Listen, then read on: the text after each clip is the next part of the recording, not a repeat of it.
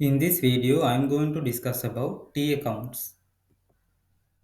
A T account is a representation of an account in the form of a letter T shape with the account title written on the top of the T. The left side of the T is the debit side and the right side of the T is the credit side. So here is an T account. We write the account title on top of the T. The left side of the T account is known as the debit side, which can also denotes by DR. The right side of the T account is known as the credit side. This can denotes by CR. Here are the basic rules for T accounts. Debits are recorded on the left side of the T account, while the credits are recorded on the right side. Now we know this. Increases in assets are recorded as debits, while decreases in assets are recorded as credits. Increases in expenses are recorded as debits. When an account is debited, another account must be credited for the same amount. This ensures that the accounting equation remains in balance. This is known as the double entry. Remember that every transaction will be recorded twice in two separate accounts with the same amount. When an account is credited, another account must be debited for the same amount. Now let's do this example so you can understand the basics of T accounts. 1st of March 2000x1 sales revenue $10,000.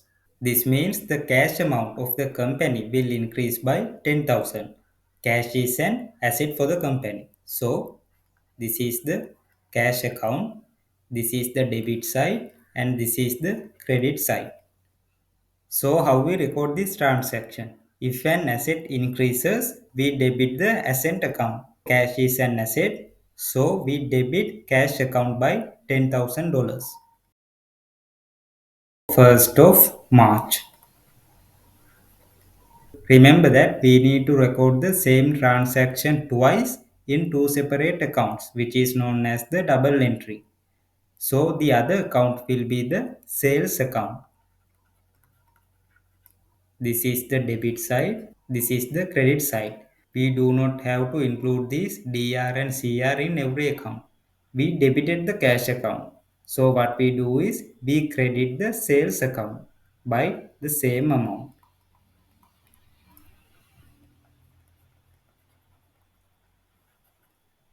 Then we include the respective T account for this transaction. Now let's do the second transaction. 5th of March 2000x1 salary is paid to employees $5,000. So this will result in reduce in cash. So we credit the cash account by $5,000.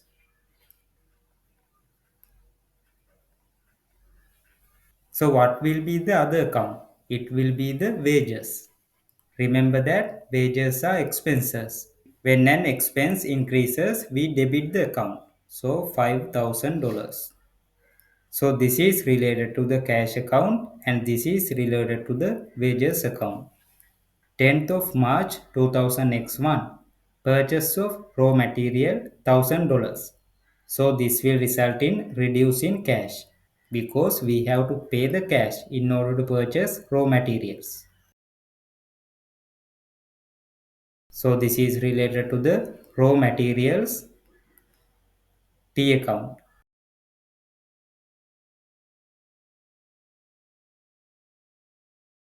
Raw materials are assets. So we debit this account by $1,000.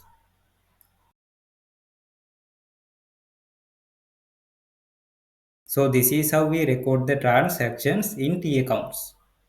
Now let's discuss about the balancing of T accounts. The balance of an account is the difference between the total debits and total credits, which means the difference between the left side of the T account and the right side of the T account. A positive balance, this is also known as the debit balance, is when the total debits exceed the total credits, while a negative balance, this is known as credit balance, is when the total credits exceed the total debits. Now let's balance the accounts in the previous example. So this is how we balance the T accounts.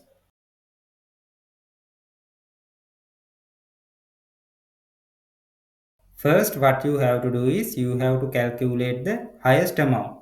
So for the cash account, the highest amount is 10,000 because debit side is equal to $10,000 and the credit side is equal to $6,000. We calculate the highest value and we include the highest value in this total amount. Then what we have to do is we have to calculate the difference. In the debit side, there is no difference because this 10,000 is equal to this 10,000. But in the credit side, this is equal to only 6,000. There is a 4,000 difference. So we include the difference here. Then what we have to do is we have to carry forward this balance into the next period. So balance carry forward. So this is the closing balance for the period. Then we bring the closing balance of the previous period to the next period. So balance brought forward, which is also equal to the closing balance amount, which is $4,000. This is how we balance the T accounts. So this is a debit value as we discussed earlier because this is on the debit side. Now let's balance the other accounts as well.